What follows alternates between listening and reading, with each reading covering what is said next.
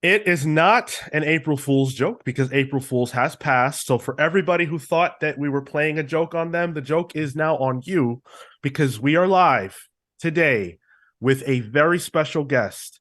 We have with us none other than Geoff Johns making his return to the Comics Pals. Hey guys, happy to be back. Very happy to be back. Sorry about last week. I know it was scheduled for last Saturday. That was my fault because I was in Orlando. So I apologize to everybody out there that I messed up.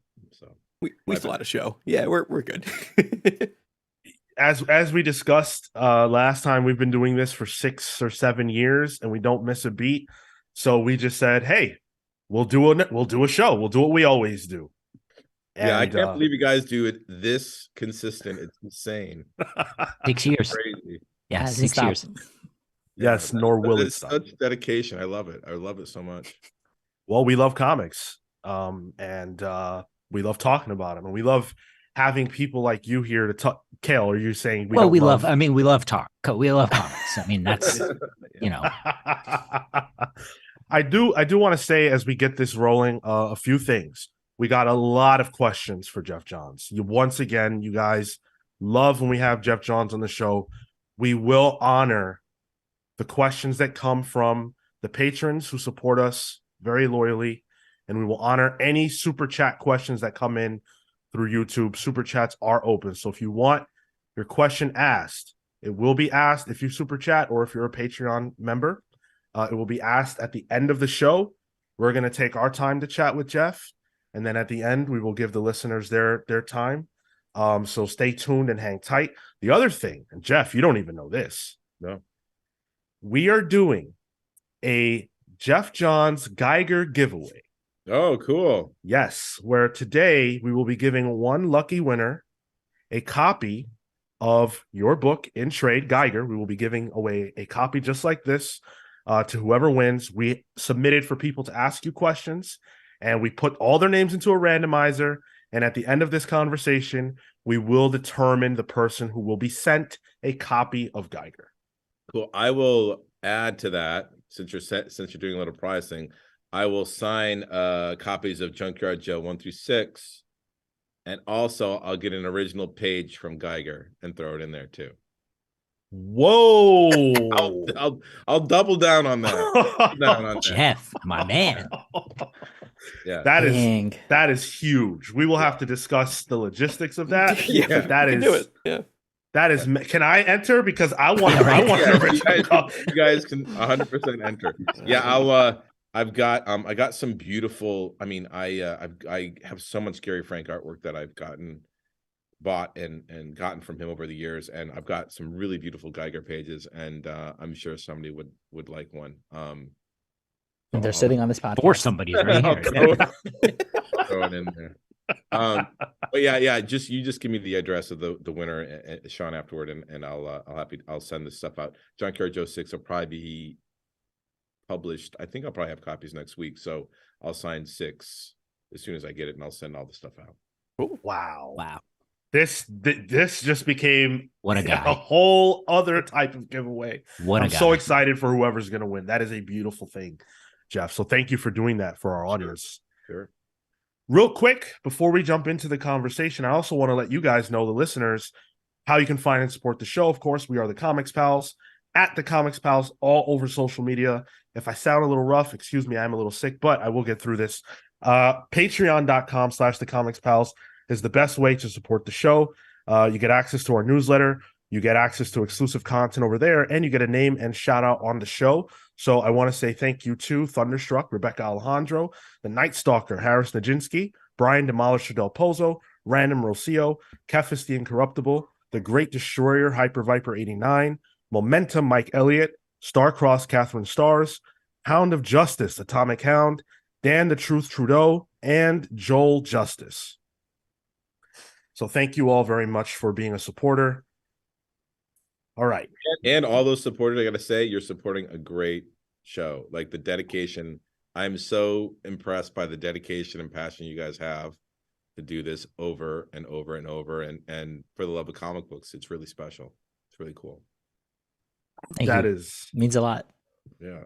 Yeah, that means the world to us. You're gonna When I was when I grew up reading comics, if I had something like this, it would have changed because I'm old. So back in the day, there was no YouTube, there was no social media. So my best friend I met because I saw him reading comic books on a bus, like, and that was the big connector for me. It was like, oh my God, he likes comic books too. Because comic books when I was young, they were not cool. Like you didn't, you kind of got pushed around for reading comic books. And it was really cool. And I remember when I found the first message boards, I started talking to people. It was really fun to connect with people. So I wish I had something like this show when I was growing up reading comics. It would have been great. You know what? That is exactly why I wanted to start this. The same exact reason that when I was a kid, I had no one to talk to about comic books. I was so passionate about it, but I couldn't do anything with that passion. And I wanted there to be a show that kids would have who are sitting at home and don't have anyone to talk to, even though, of course, there's social media and stuff like that now, but something that those kids could listen to and feel like they're a part of the conversation. Yeah. And so that's why we do this. My friend and I, his name's Josh, he and I used to, like, in the summers in school, we go to this comic book shop called The Vault in Michigan, and we just hang out there when the comics came out they were Thursdays back then. We just go every Thursday and we'd wait till they opened, like we'd be outside the front door, he'd open it up, the guy was super nice, and we'd be in there like for 4 hours just talking to people, random people about comics. That's awesome. It was so fun. Do you feel like comics lost a little bit by being less underground, or do you feel like it's cool that now everybody loves comic books and comic book characters? Well, okay, so there's a big difference there, and I think it's great that people love the characters because I just want the characters to exist and survive, and I want Aquaman and Captain Cold and all these characters to just continue to be around because I think there's something about the characters that I just find magical, and I like that people connect to them. There's a difference though between people who like superhero characters and people who read comic books, and you guys probably know that really specifically. I can't tell you how many people I meet are like, oh, I love comic books, but they don't really love comic books. They love the movies or the TV shows. They don't really read comics. And when you know someone that actually reads comic books, that knows the comic book creators and the arcs and the storylines, it's just different. So I don't think anything's been lost. I just think it's the characters, the love for the characters has kind of grown beyond. And the media, the movies and films and games and everything and animation introduce the characters to people in a different way. And I feel like when people find their way, because I found it through Super Friends too, like when you find your way back into comic books, like the source material, and you fall in love with it because you guys know you get bit by that bug. Like it's just you get bit and you are in it. And you start to want to know everything. And so, I don't think it's like lost anything. I just think there's different levels of what you're into. Yeah, absolutely. You actually, you mentioned it earlier that you were at MegaCon last weekend. How was that? Gigantic. I haven't been there in forever, like pre-pandemic. And the last time I went there, I went with this. I went with Zeb Wells, Matt Senreich, who co-created Robot Chicken, really good friend of mine. We've done a lot of work together. And the three of us actually went to Epcot and went tried to do around the world. It was not pretty.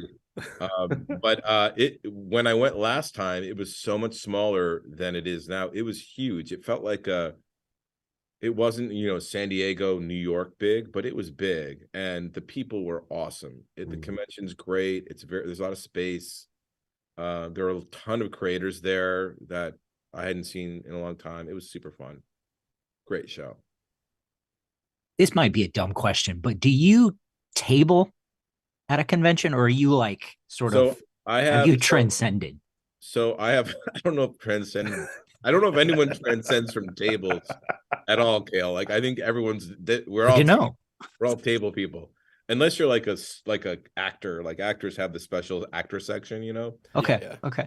But so I actually work with this group that Peter Tomasi turned me on to, guy named Doug Peters, really great guy, great team.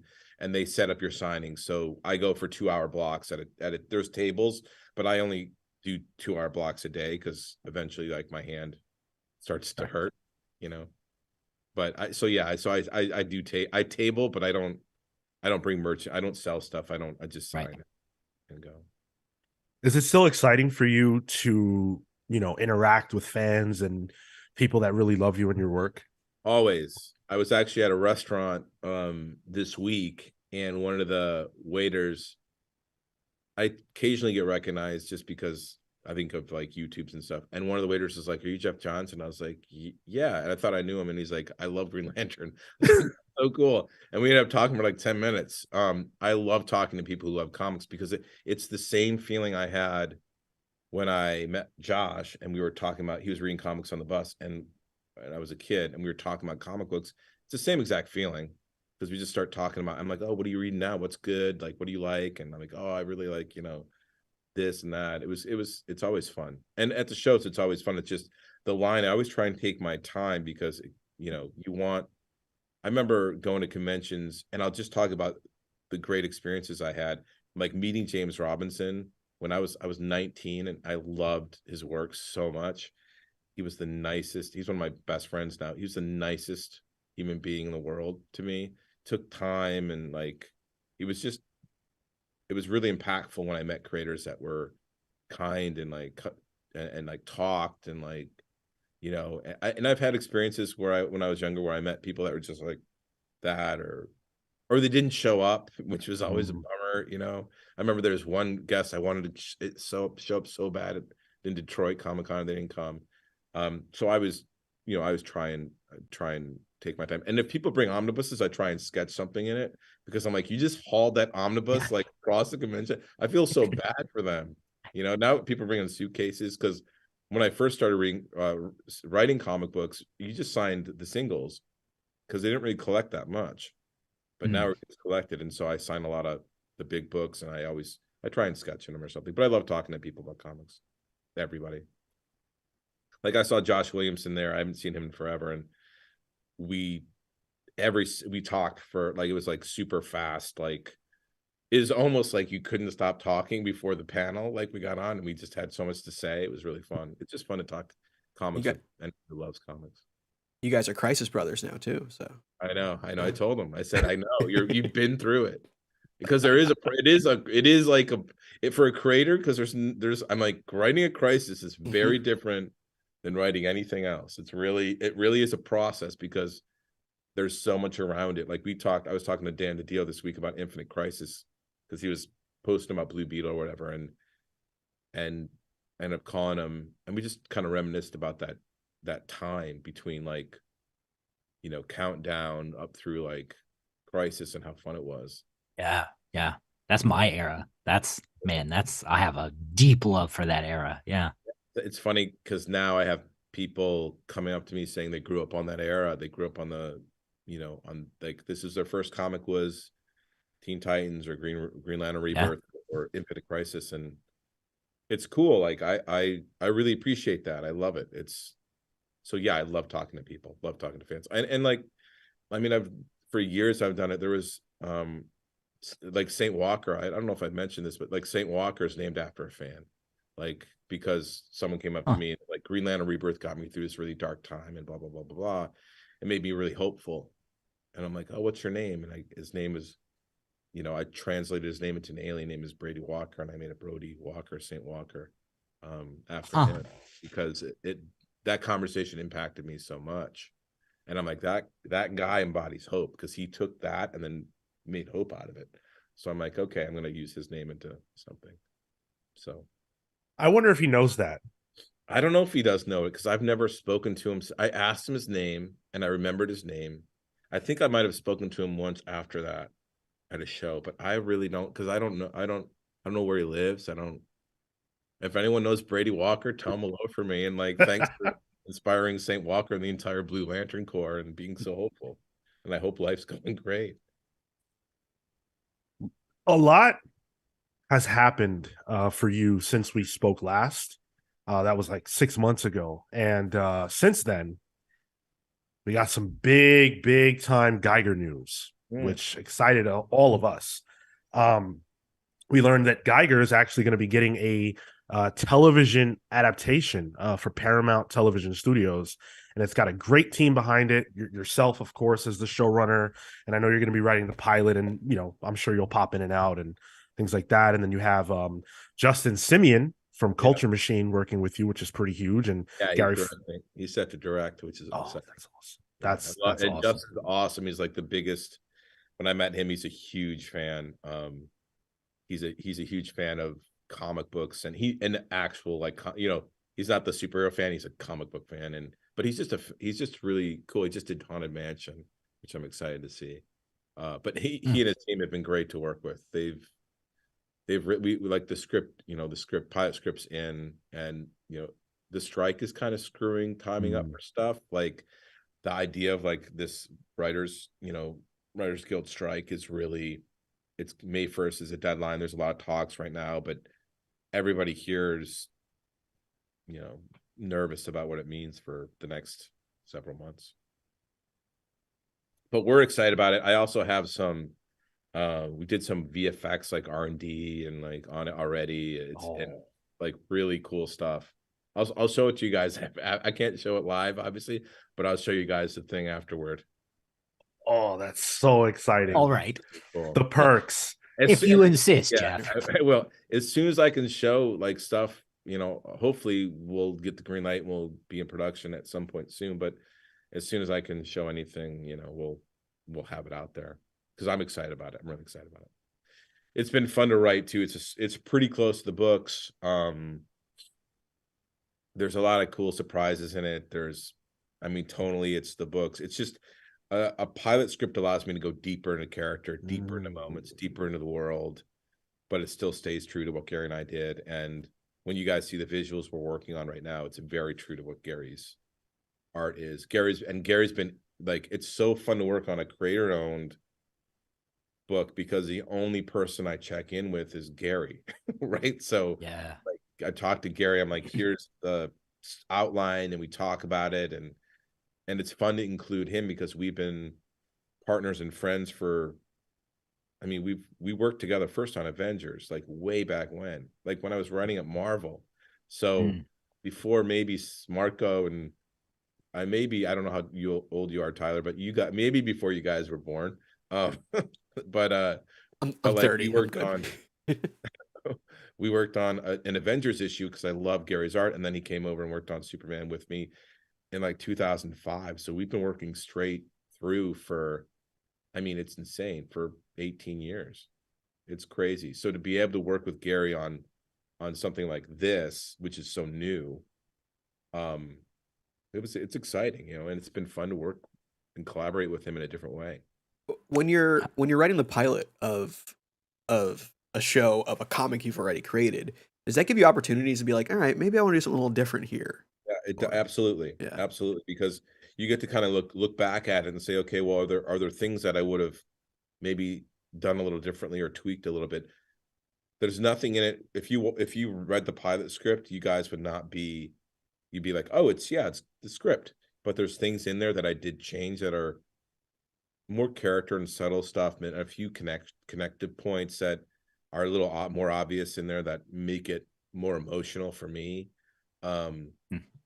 And there's, I spent a little more time with Geiger and his family before the bomb goes off, so we get to know them a little bit more. But yeah, there's some tweaks to be made, and it's great looking back and saying, okay, here's what I loved, here's what maybe we could expand more upon, and then getting feedback from people that, like Justin and Paramount, who've been amazing partners to work on the development of the script and just elevate the whole thing up.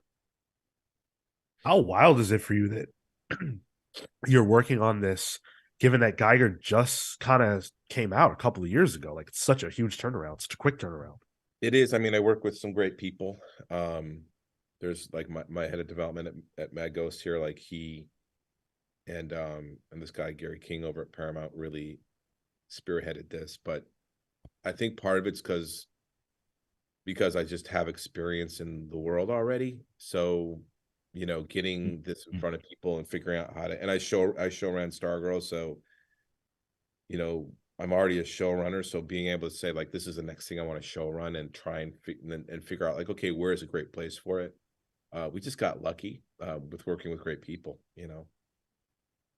Well, one thing I didn't think about until this conversation is the fact that if Geiger is getting a series adaptation, that means that, I mean, I guess it doesn't literally mean it, but in my mind it does, that Junkyard Joe will appear, which I am so excited for. I cannot wait to see how you guys showcase Junkyard Joe in live action. Yeah, so again, we need to get the green light for production still because we're in development. But yes, there's mentions of Junkyard Joe in the pilot. So just like there were in the comics, like the cartoon strip exists, and you know, you'll see kind of stuff in there. It's very, the thing about the world and the unnamed and Geiger and all this is that it's very layered. If you actually read Geiger 1, the news broadcast, it's like on page, I don't know, 4 or something, actually sets up every single character. And Sean's about to double check. It's like, right, that first panel up there actually references a lot of different things in there. I didn't put the timeline into the last issue because I didn't want to say, oh, look, there's a whole universe yet. I wanted to kind of just slowly introduce it, and we're doing it character by character. So like Brian Hitch and I are working on Redcoat right now, which is really surprisingly very funny, about this British Redcoat soldier from the American Revolution that accidentally becomes immortal, and all the great things that come with that and all the kind of bad things that come with that, and hilarity ensues. There's a lot of humor in it that we didn't expect, I think, but he's kind of a ne'er-do-well. He's not particularly a good shot, but when you've been shooting at things for 180 years, like, you just get good, right? You can't help it. He's not naturally talented. He's just done it a lot. It's like that Malcolm Gladwell thing for violence. Yeah, exactly. Yeah. And he's really bad. He's really bad with money. Like, he's just like, he's always broke. Like, he doesn't understand. He's been around forever. He just can't wrap his head around how to be good with money. So he's always kind of like, looking for like a handout. But there's some really funny, and he gets into an adventure that ties into all this stuff. But it's a fun book to work on too. But the universe is fun because it's kind of superhero adjacent. It's not quite superheroes, but there's genre and powers and elements that make it more than normal. And that's what I've been having fun with. For Redcoat, did it just so happen that as you guys were developing the character, it came out that way, or was there intention behind some of the comedic elements? So, Marco, it's funny because the humor came out when I was writing the first issues, because I'm like, okay, well, who is this guy? And he just started talking. And when these guys show up and like, you killed my brother, I'm like, this probably happens to him all the time because he's a mercenary that's done it. So he's probably like all the time, people are like, you killed my dad, you killed my best friend. And he's like, who are these people that are coming? Because I think he's really sloppy because he doesn't necessarily cover his tracks very well. Like, so the humor came out of just the situation. I'm like, wow, there's actually a lot more humor in his life and who he is than initially, like, on a plot like level, or on a, like, when you're conceiving the character, he just starts talking to you. It's a little bit like there's a few characters like this that start to speak to me, which I can't even control. Like Larfleeze was a character where I was like, who is this? Where did he come from? Like, he just started talking to me, and I'm like, oh my God. And then the Christmas special only came out because he wouldn't shut up. I'm like, this character, like, I have to do something where it's just his story because I can't. He just keeps, like, he grabbed onto me in some weird way, and it was the humor of it all. And Redcoat's in a similar way. He just is very funny to me, and I can't stop enjoying him. There's a character. It's a little bit like Will, who's the young boy in Junkyard Joe. He's got kind of a humor and a snap and a sarcastic wit to him that I don't know where it came from. I didn't plan on it. He just started doing it, and I love when that happens. And when characters are a little more humorous, I find that it comes out in the script. I don't necessarily go, that's the funny character. Like, I thought Redcoat's going to be like, kind of serious, like Highlander, and then he turned into like this crazy, I don't know what he is. He's like Ricky Gervais and crossed with like, Highlander. Like he's something really fun. Anyway, I'm really excited for that book to come out. We're Brian and I are breaking ground on it, and we've got some big plans coming up that I can't talk about yet, but hopefully very soon you guys will hear a lot more about what we're doing. Cannot wait. Including with Jason Fabok too. Oh, definitely cannot wait. Yeah, Jason and I have been working on something since Three Jokers, and we just not spoken about it. We haven't announced it. We haven't said anything about it because we just want to get as much done as we can. And then our goal is to always try and get this stuff just a backlog, because we control the schedule. So we can say when it comes out, which helps us.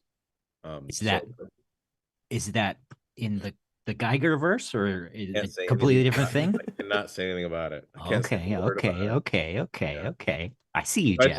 If I see one thing, Gail, it'll start to spoil it. But Jason he's a genius, Jay. Yeah. And much like Gary Frank, we've developed a pretty intense and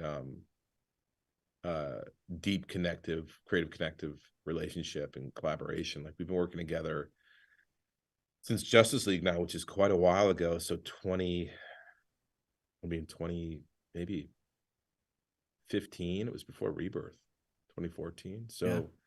I mean, I saw him. I was shooting a Titans episode in Toronto this summer, and I went to Ontario to see him in Windsor, and had a great time. He's an amazing guy. Have you guys ever spoken to Jay? Unfortunately, not. You know what we should do next time? We should get like me and like Jason on or something. Like maybe once we talk about our book more, or we can talk about like Three Jokers and Justice League Run or something, Dark Side War. Yeah, don't threaten us with a good time. Well, it'd just be fun to like have like an artist that I work with a long time, Gary, like someone I've worked with for a long time, and just they're great to speak with. If we got Gary Frank on this podcast alongside you, I don't know that there's anything that could happen that would be bigger than that for us. Like that is it.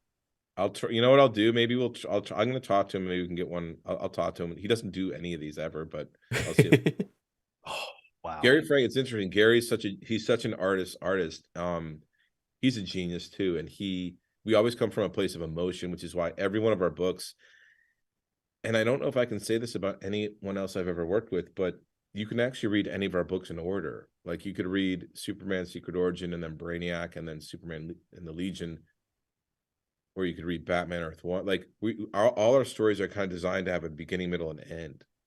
And I don't think there's any other, and we've done it for forever. For some reason, when we work together, our stories are like these complete stories. And Jason and I now have started to do that with Three Jokers, and we want these complete stories where you can just pick it up, read it, enjoy it, and then and then that's it. Even Junkyard Joe 1 through 6, although it's part of a bigger universe, the 6 issues are really, you can read that, just those 6. You don't have to read anything else. You can read Geiger or you cannot. It doesn't matter.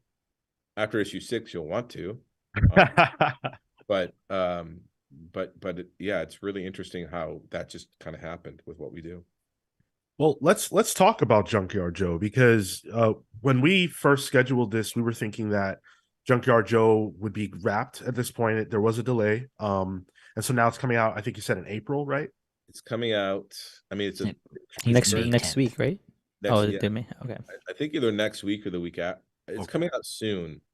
Because it's at the printer now. It's a 30-page issue, so we made it bigger, which took us a little longer to finish. That's why it's a few weeks late.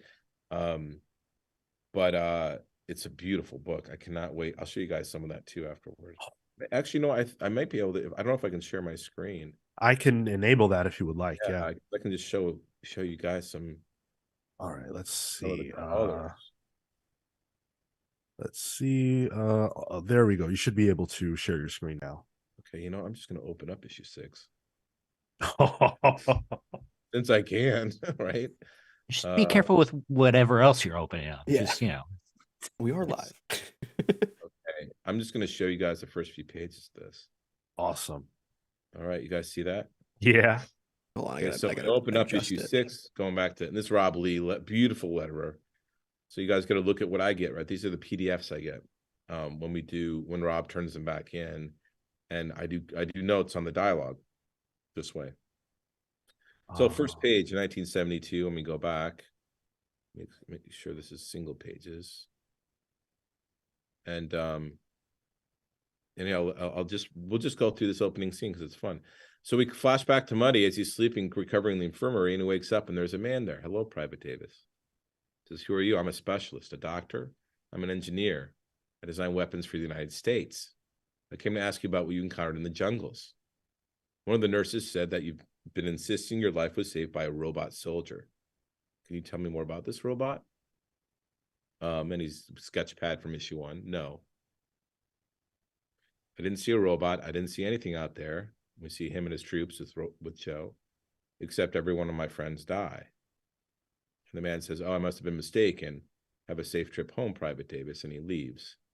We go closer on this strange man that he met. It's curious why it would have sought out Mr. Davis, but we stay on mission. We realize this is the same man. Oh, okay. Recover the asset and eliminate any witnesses. There's no telling how many people have seen it by now. If the kids took it into town, sir. It says Melody Hills is a small place. Clack. We have plenty of ammunition to complete our mission. So in this issue, we'll actually get the backstory of Joe, where he's from, who this man's called the Custodian. That's kind of his nickname or code name, who his group is and how they're all involved in this. And as we get into town now, we see Joe and the kids. I love these kids so much. And then the kids have to, they're looking for help, and beautiful artwork by Gary. Yeah. He's excellent pacing. There was a moment on page 2, actually, like the bottom 2 panels that I was gonna bring that Geoff, up. I don't know if you like Right script if you go back one more. Yeah, where it just I script it like this. Yeah. Okay, because the just like the tightening, the zoom in on the hand, it's just like evocative, and so those are those small things that I associate a lot with your writing. It's just you let moments breathe, and then the art complements that, and especially with someone like Gary Frank, like it's a duo there. Well, one of the things that's interesting, Marco, about this. So Gary, like I do full script. I had these moments in Gary. Gary. It might be a 7-panel page, and he might make it 8, or he might make it, 6. We have that relationship where if he does something, then he does it. Like we trust each other inherently. But I always do add moments like this. And one of the reasons I do this, even these first 2 panels, is it's pacing. Because in comics, in film and TV, we control, as I edit like an episode or a film, you control the pacing that someone takes this in. In comic books, you can only control the pacing someone reads, because they read as fast or as slow as they want, by adding panels. You slow them down.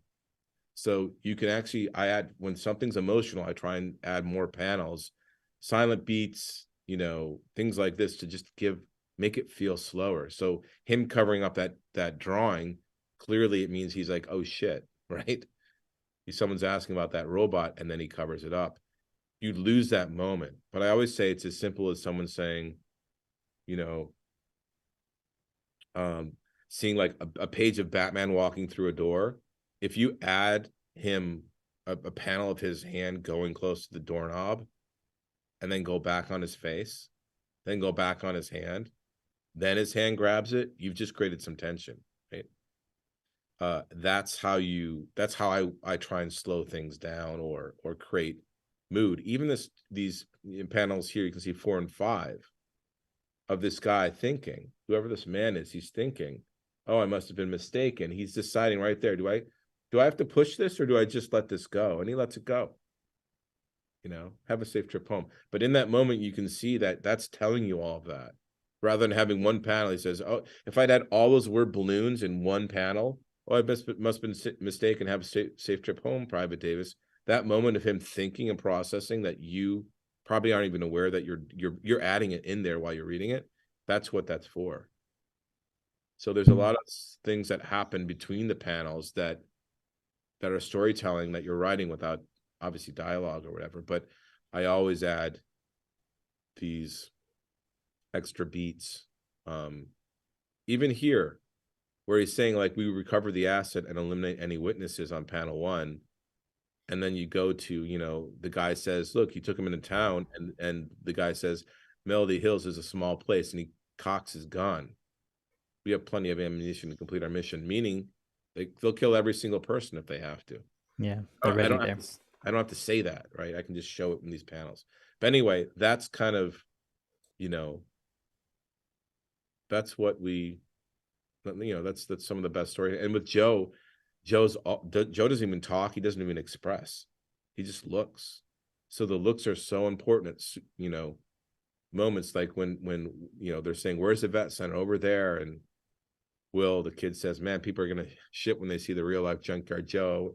And there are a lot of people on Main Street. And Joe just looks over and he's like, what? And that's him saying, what do we do? Right?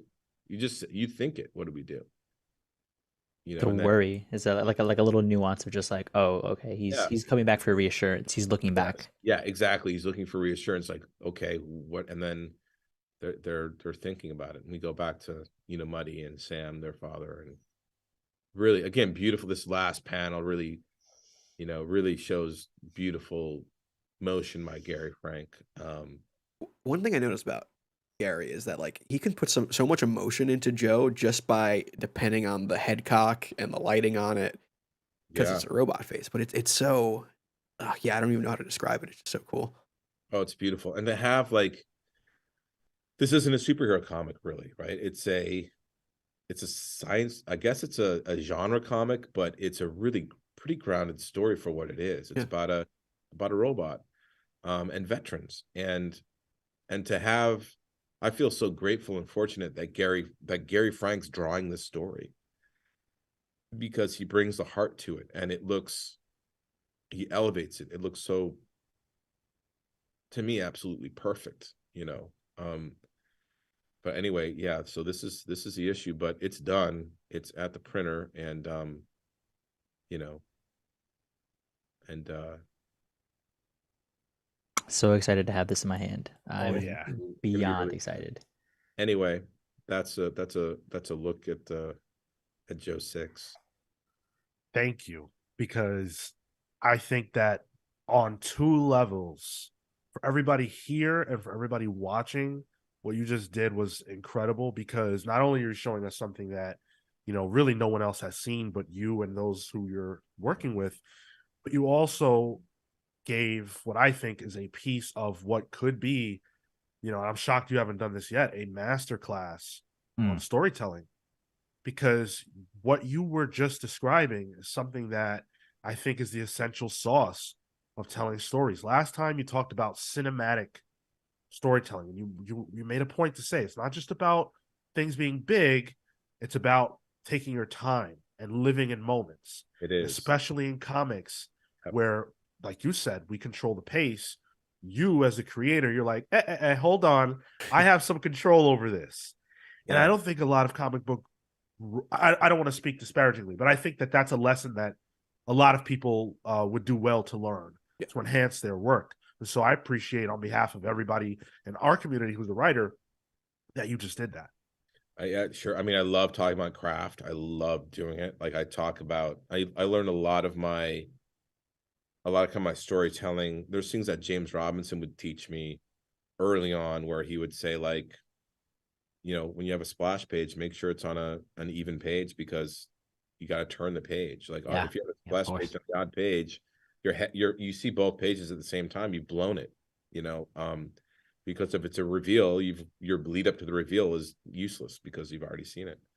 There's all sorts of things that like little stuff that I'm surprised people don't teach. And then the pacing of it all, I think people might underestimate the level of thought that goes into kind of the layout of a comic book. Even if there's like 4 word balloons or none, there's still a lot of thought process that goes into it. I remember when we first I was writing comics, sharing an office with Jeff Loeb a long time ago, and I remember thinking, like, I feel so guilty when there's no words on the page because they're going to read it quick. Like, and he's like, but that's storytelling. Sometimes it's not about having 100 word balloons so that it takes them 30 minutes to read a book. Telling a great story.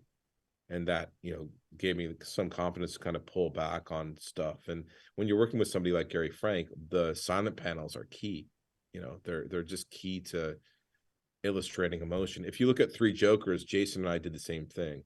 I mean, there's so much dense storytelling in that, and storytelling between the panels, and emotional storytelling with just slowing the pacing down by adding panels and moments and showing different pieces of it. There's like a story under the story of that. But yeah, it's not just the dialogue, that tells the story that you're reading. You're not just reading dialogue. Right. Actually, every panel you're reading it. It's just a different form of reading. It's a different form of like input. The same way that when you're watching a movie, you're not just waiting for the actors to talk. You're taking in the scene and the direction. Yeah, absolutely. Yeah, and I think what film does really well is like, even when we did Stargirl, we tried to slow pacing down and do scenes. Like, I'm like, we need scenes with no dialogue. This is not about, a lot of shows are just like, they talk about what's going to happen. They talk about what's happening. Then they talk about what happened rather than letting you experience it and feel it. Right. And sometimes we just have Courtney stare at her locket. Just a scene where she just stared at her locket.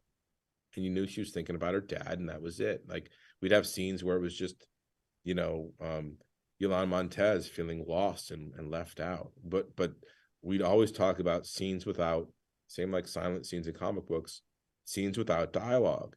So it wasn't back to back to back to back. Some of those things you watch, you're like, oh my God, you're just telling me everything. Yeah. I call it lean back TV. When they tell you everything, you just kind of disengage and like you can check your email. But when you're like, you're pulling people in and trying to build intrigue and slowing it down, you have to lean in and really listen and really engage and really connect to it, because the disconnect, the lean back TV is, to me, not what I want to watch. I want to be engaged and enthralled, and so like in Stargirl, we tried to really, if you watch it, it's paced a lot like a Gary Frank comic book, where we have silent scenes and etc. Anyway, Sean, you're muted. Yep. I'm sorry. This is a lean in interview because one of our huge supporters, Tom McCown, he said I was going to bag and board comics during this. Nope, hanging on every word. So I'm glad. And we want to be highly respectful of Jeff's time, so we actually are just going to cut right into the listener questions to give you guys your chance, because we want to make sure we get these out before we close. Right.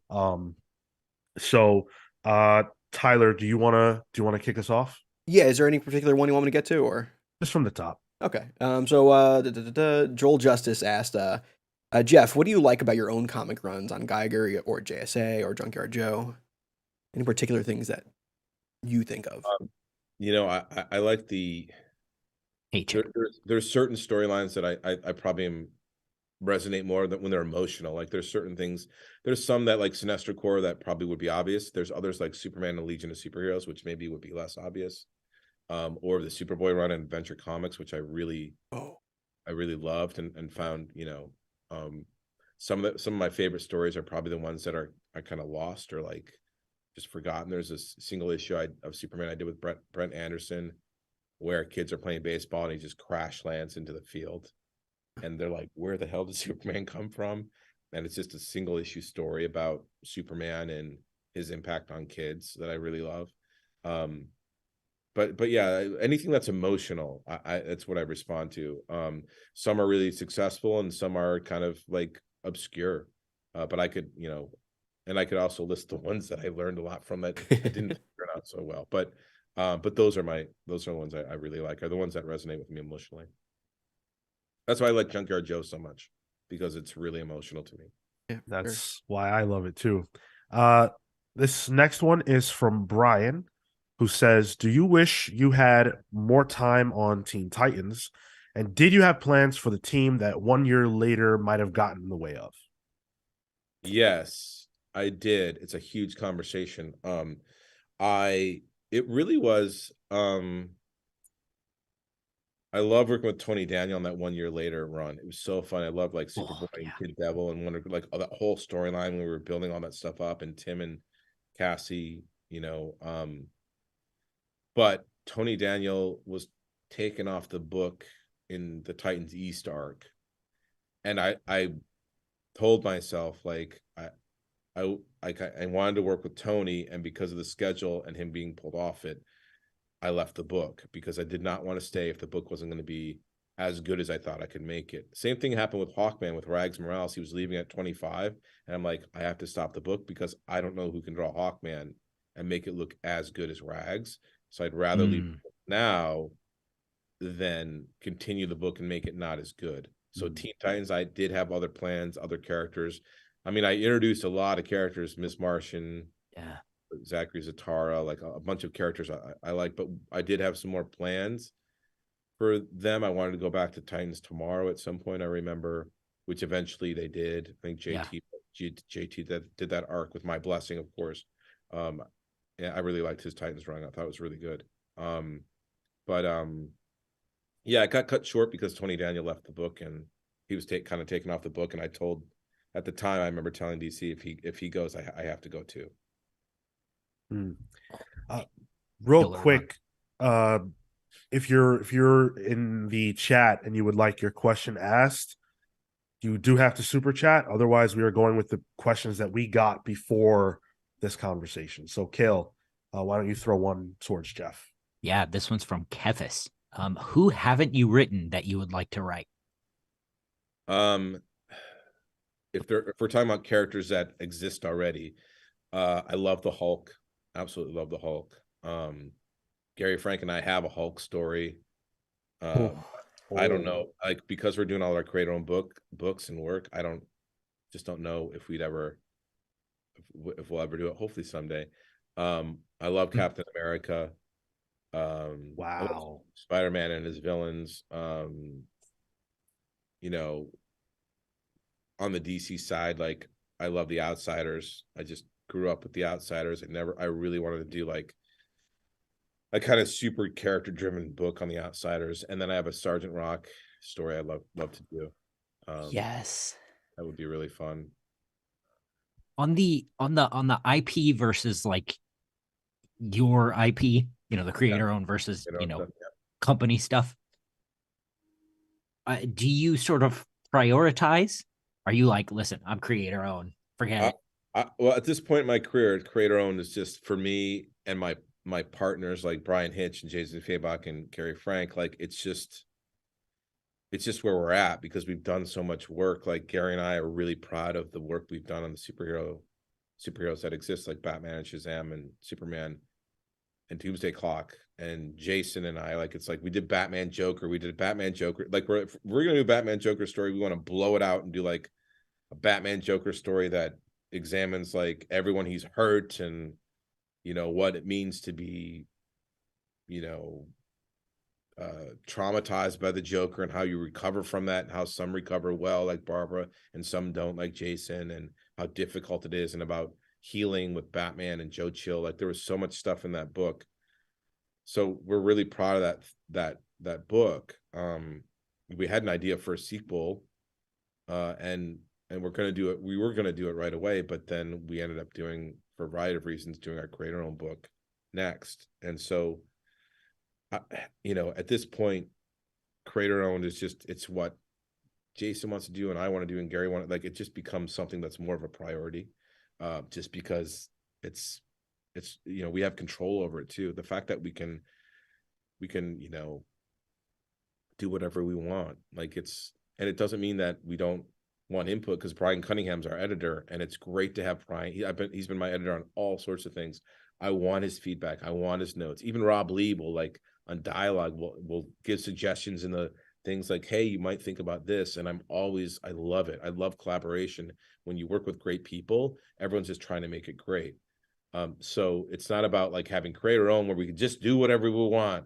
It's more about just creating from whole cloth and really owning the character and having the ability to do endings. Like, as much as I love writing Green Lantern, when I ended it, I have to kind of do my ending. Like, this is the last issue 20 was like, I'm like, this, if you want to stop reading Green Lantern right now, you could, because I jumped so forward and kind of lay it out there. But I knew the book was going to keep going.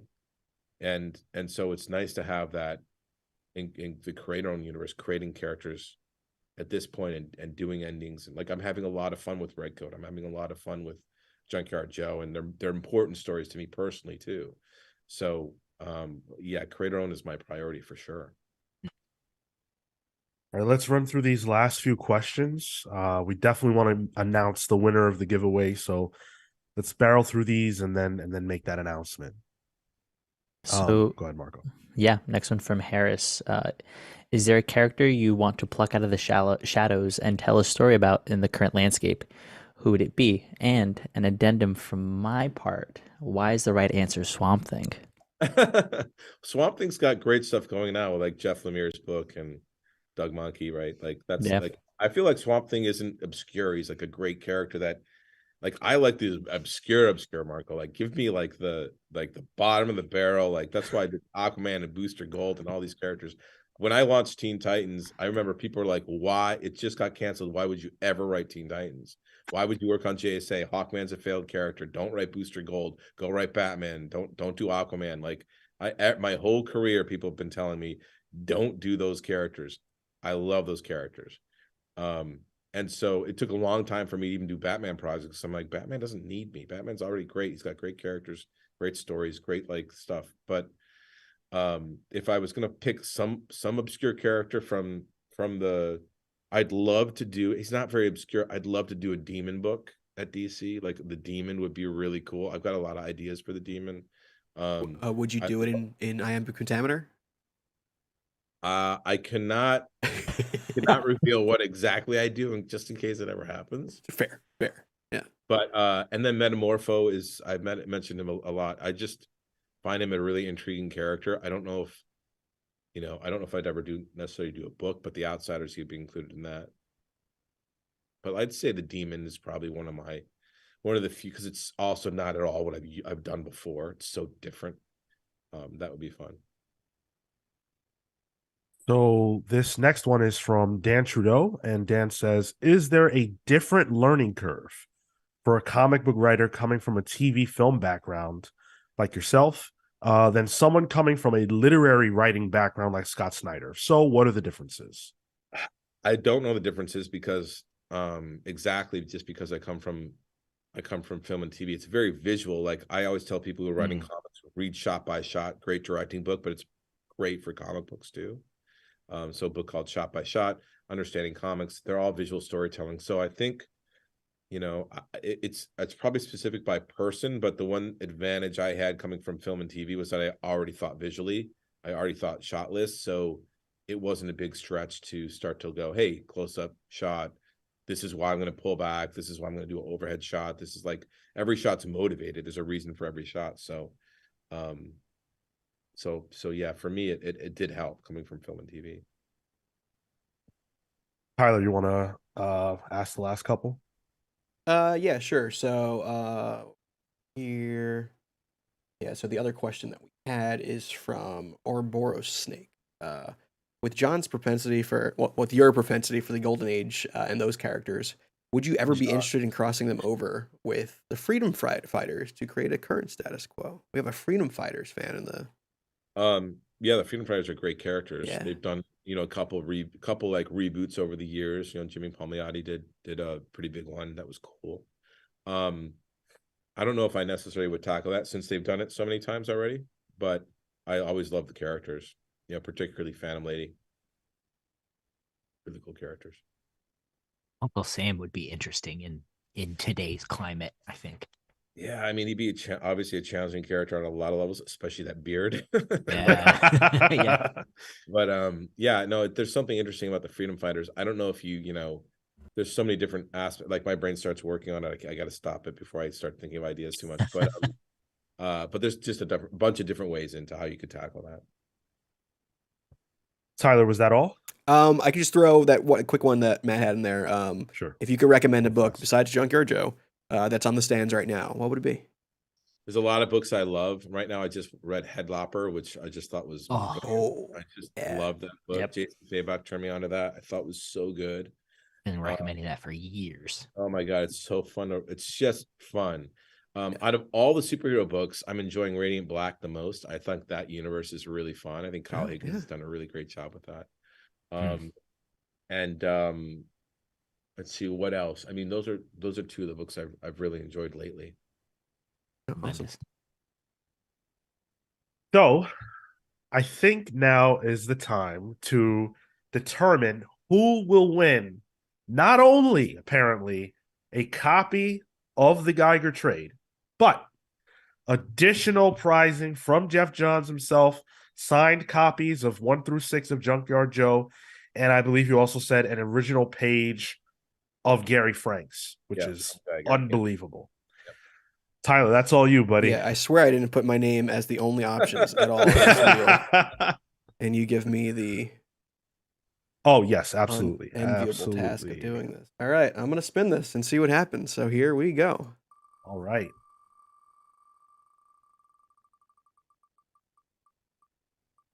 Who's the lucky person going to be?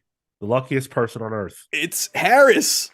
Hey! Wow. Awesome. A day one right there. Congratulations.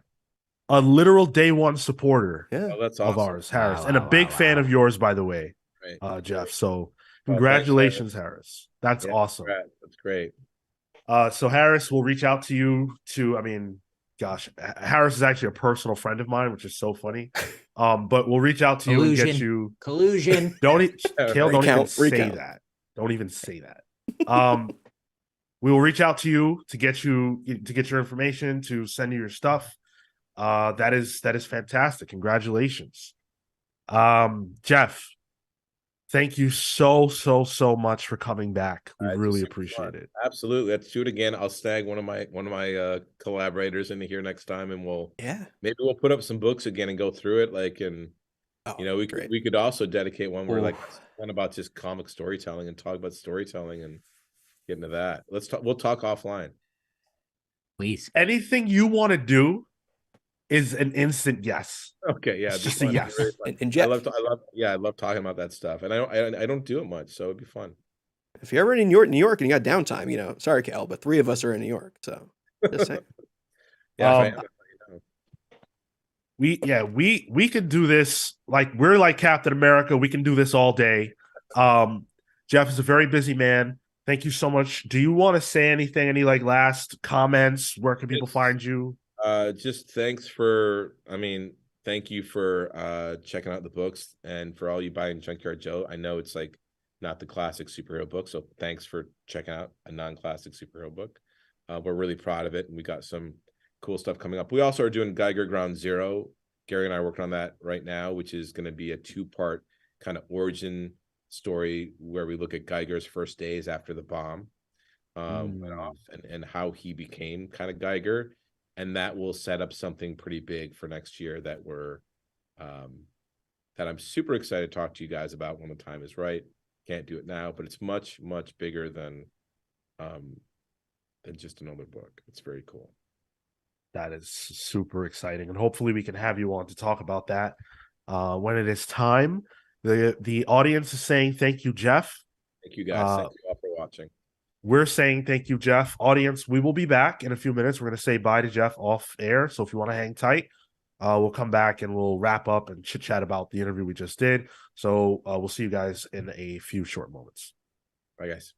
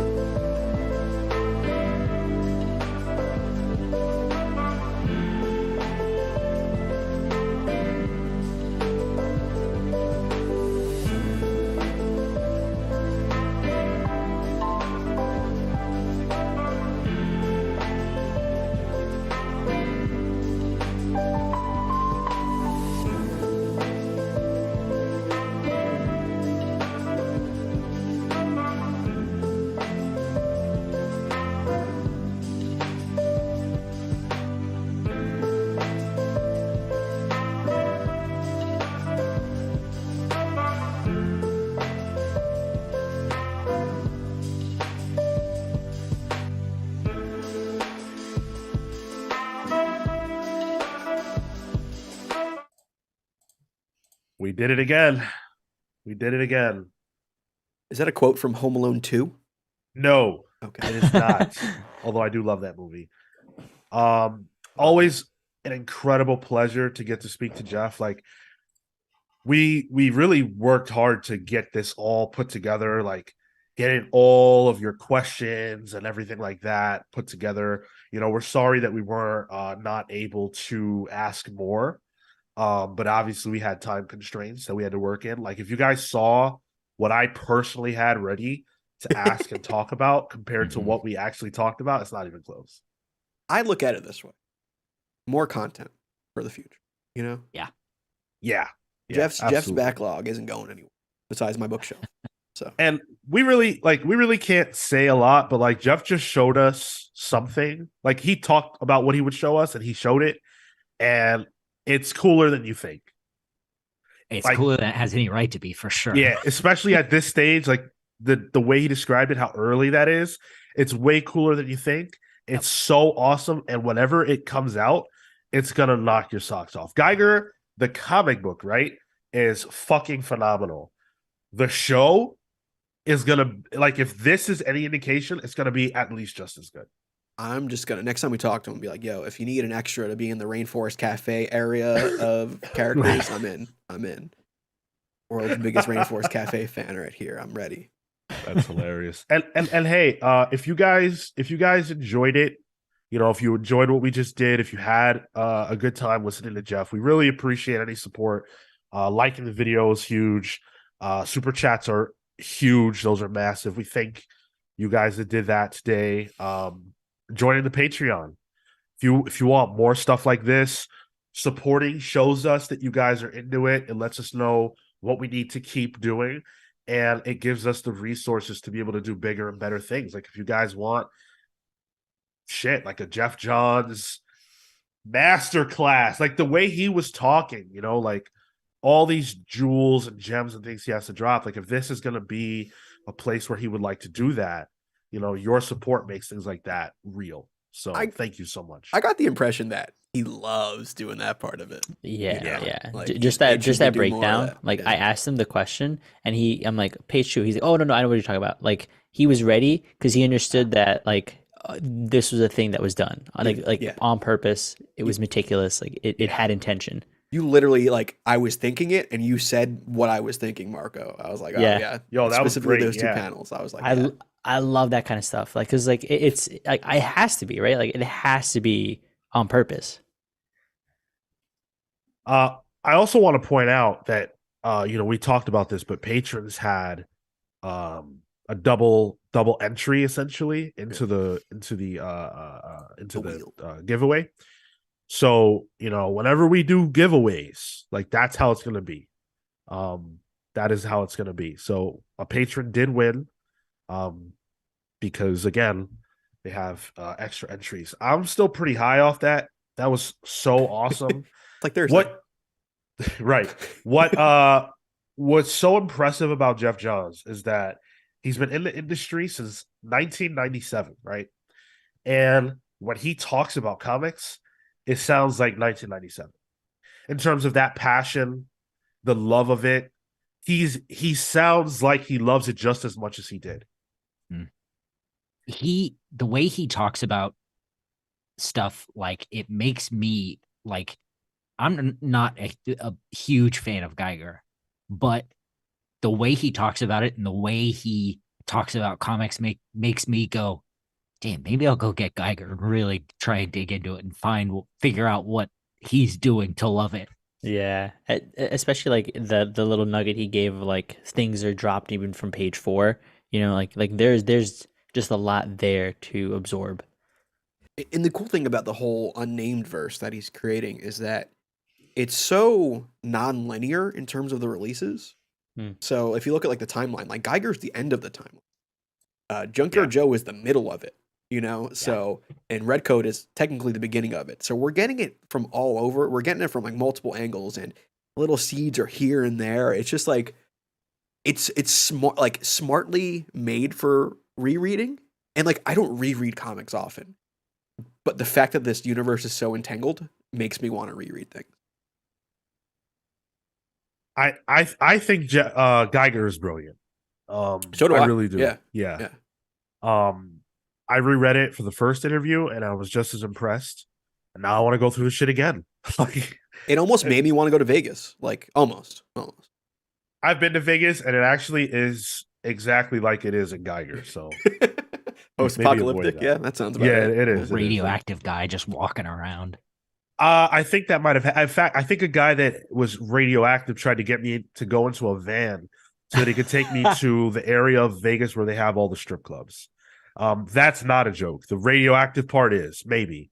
But yeah. Yeah, you put a Geiger meter on him. I'm sure he had some a Geiger meter. That's what they're called. That's how you judge radioactivity. Oh, I didn't know what that. I didn't know that was a real word. Yeah, Geiger counter. Holy counter, shit! Yeah. Wow.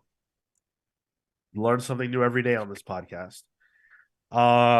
Yeah. So if there are other guests that you guys want us to have on the show as well, like please hit them up. Let them know. Sorry? Campaign for us if you want. Yeah. Yeah. Hell yeah. You know what was so cool was Joel Justice, who is a patron, had actually reached out to Geoff Johns on Instagram and got a reply.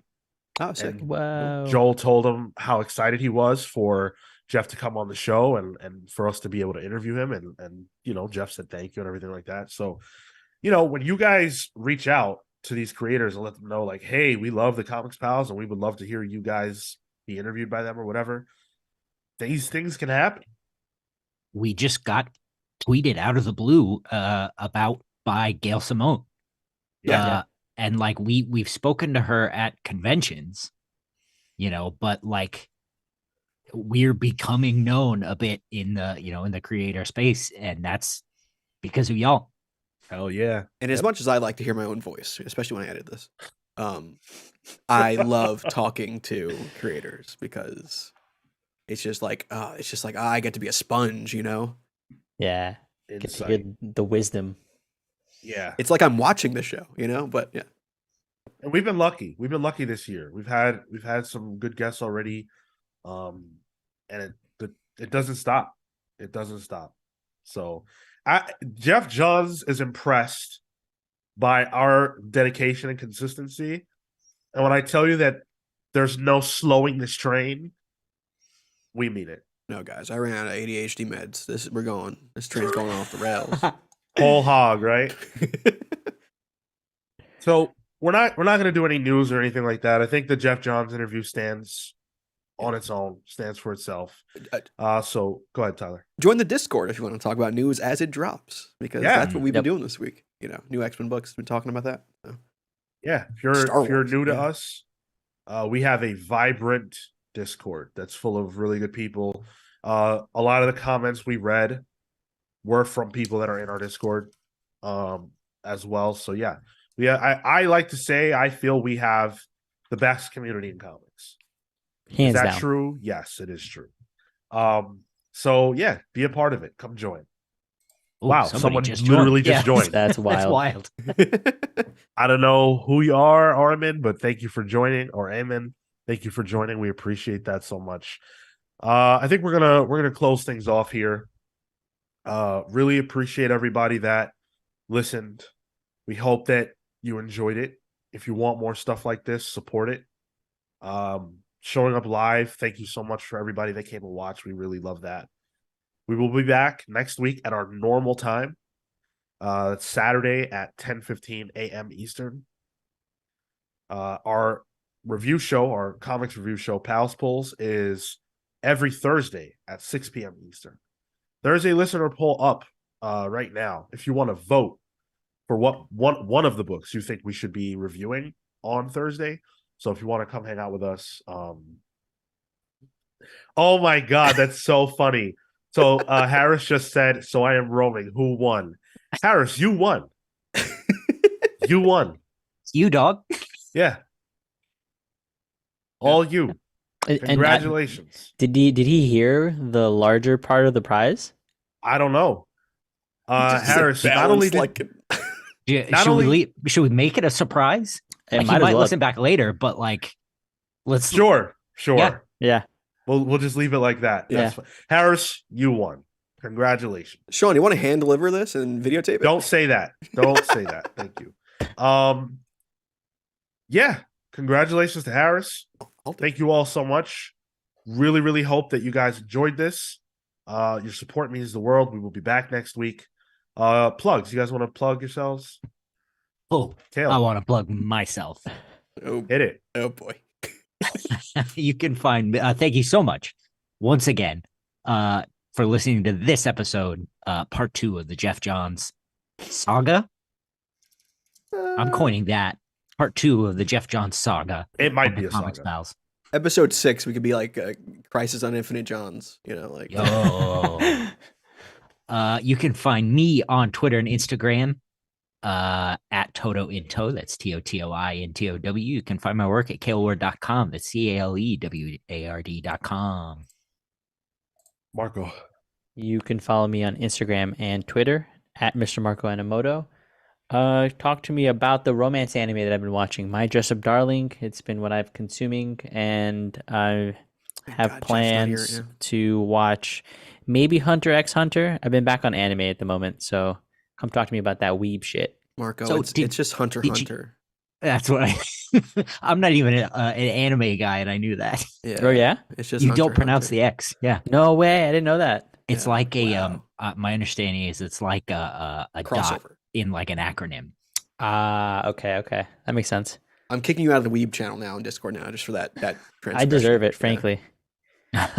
You can go ahead and kick me out while you're at it. Tyler, what's your plug? You could find me at the Tyler Olson on Instagram and Twitter. It's my brother's birthday. Happy birthday, Sean. I don't know if he watches, but just yeah. Thank you. Oh, Sean, I didn't know you guys were related. Can't you tell? Well, you know, Tyler and I are very close. We do have brain waves that are way too similar. That's true, and our it is- birthdays are like 2 days apart. Yeah, are we the same person? No, Yes. because you wear those shirts. Oh, we should send Jeff a hat. Oh, that's a Yo, good that would be idea. actually- That guy. Let's email him. Sick. Oh yeah, if you guys want merch, you can get a Comics Pals hat, shirt, I got whatever. Yeah, the cup, the Yeah, the shirt. cup, yeah. We got it all. I gotta get my own merch. I don't have anything with my face on it. Me neither. I feel like a shithead. Other than the shirts and cups, like we have a ton of stuff with our faces on it. But like that, like exclusive Kale stuff, yeah, absolutely. I want a shirt that says Kale was right. I can get you that shirt, and I know my friend Kevin would want that shirt. So. It's never Bro. happened, so I don't know. I want that.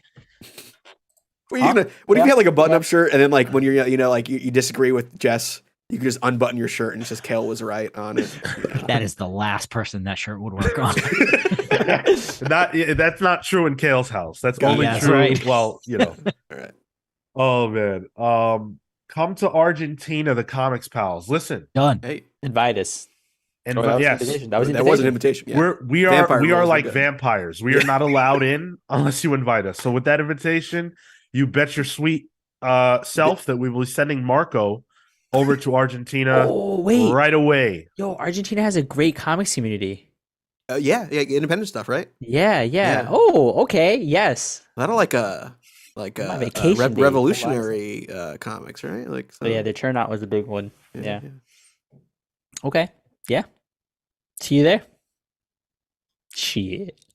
We're actually trying to figure out what other Comic-Con to go to other than New York Comic-Con. So if you've got a con you think we should go to, let us Dude, know. MegaCon looks good. I know Jeff talked about it, but I saw some videos on it this weekend.